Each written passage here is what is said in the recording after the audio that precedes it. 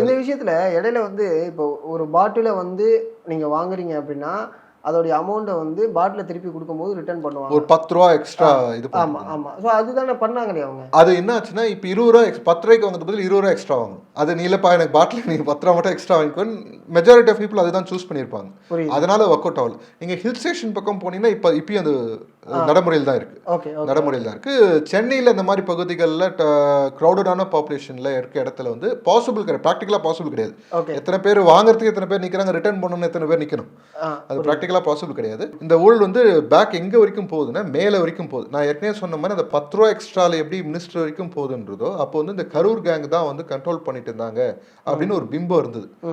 இப்போ திடீர்னு பார்த்தா மிஸ்டர் ரித்தீஷ்னு யாரோ ஒருத்தர் பேர் அடிப்படுது.